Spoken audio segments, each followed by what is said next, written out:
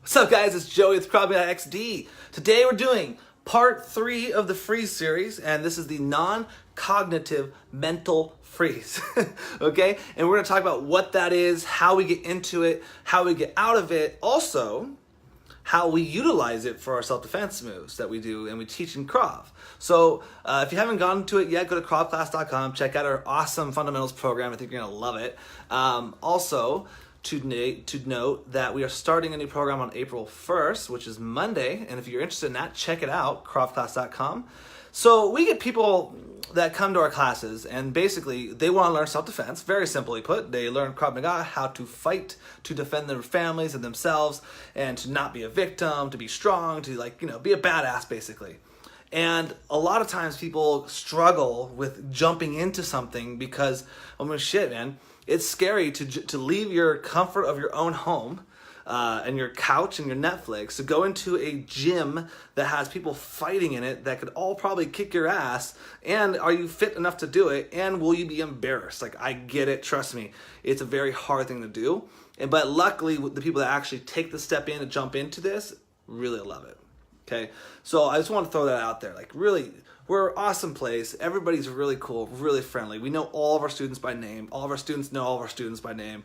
And it's a really fun community. And the Fundamentals program is designed to help you get past that issue that a lot of people seem to have. Because once you taste us, you can't go back. So, sorry about that. If you just started with us, go to kravclass.com, check it out. Anyways, back to the topic. Non-cognitive mental freeze. Here's what this is. So far we've gone over the social cognitive freeze. Basically, you're too nice of a person to hit somebody back. Then we went over the tactical freeze. This is a freeze that we do on purpose to analyze the situation. Think of a cat. You know when a cat's crawling to pounce on you, then you look at it and it stops. It doesn't run away. It's not freaking out. It's frozen, not in fear. It's frozen in anticipation to monitor the situation. What do I do now? Should I run away? Should I attack? What should I do? That is what the tactical freeze is essentially. The non-cognitive mental freeze. This is a hard one. This is the one that's going to really hurt people over time, but it's also going to help us over time too. Let me show you what this is. We're going to do a whiteboard session. We haven't done that in a while. So the non-cognitive mental freeze. Basically, it's when your plan gets disrupted, right? So you have, this is you, by the way. We have a plan.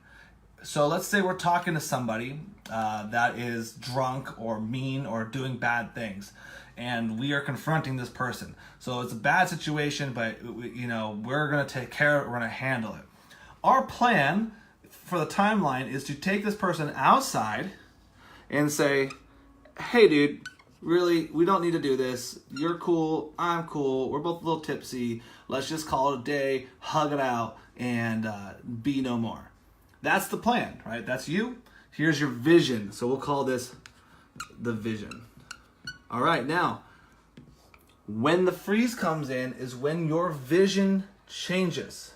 Suddenly, without you being the one changing it. So what I mean is, what happens if you're walking this guy out of the bar and pop, he turns around and sucker punches you. Okay?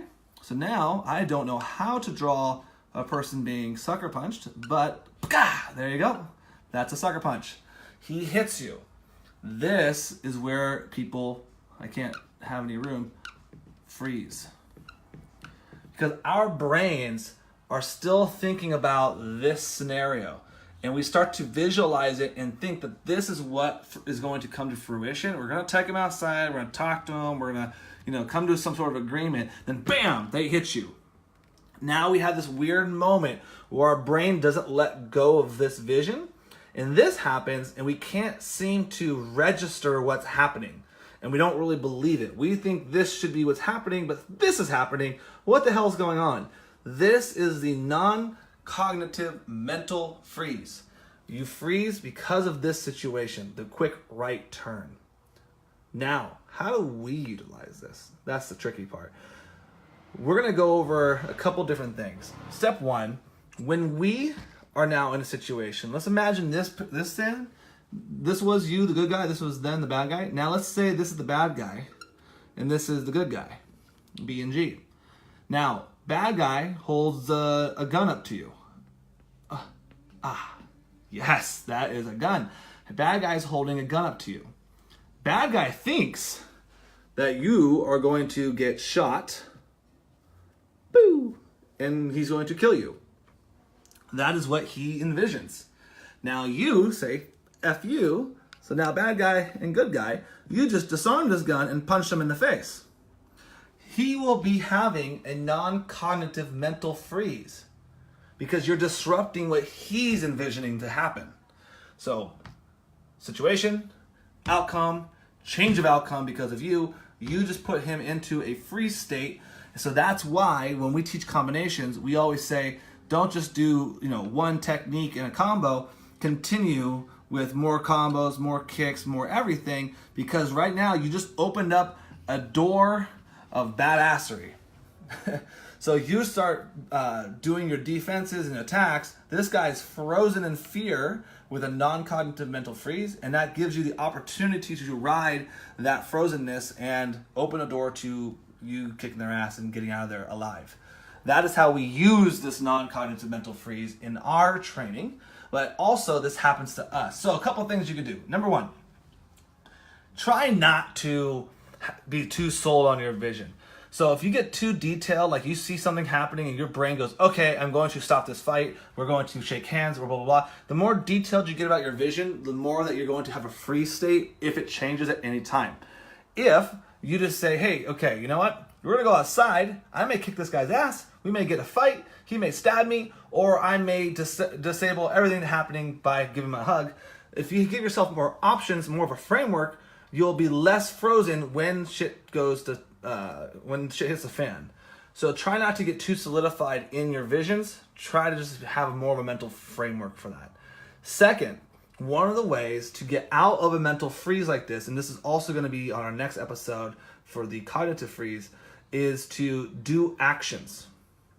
So if you envision this and then this happens and you're frozen and you're just sitting there in fear, one of the ways you can get out of a freeze is by doing actions. So action one, stepping back, putting your hands up, those two actions. So if you do two actions, any actions, that can break the freeze.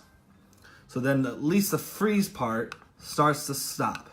Now, a lot of times the actions could be punches, which is why we do a lot of combinations. We don't just have you do one punch. We say, hey, let's do combo two punches.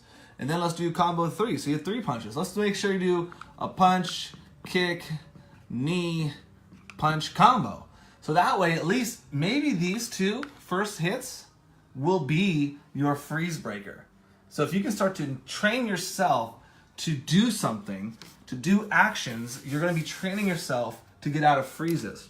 Now, flash. Basically, long story short, make your reflexes action-based. That's what we're doing in training when we're teaching you how to do defenses. When they attack you, if your hands go up, we're going to turn that into an action with the knee or with the punch. That right there turns off the freeze mode. So we're trying to get you in that spot to where you don't freeze as much because you're training, okay?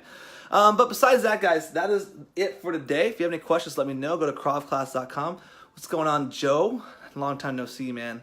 And that is it for today, guys. Have a good rest of your Friday.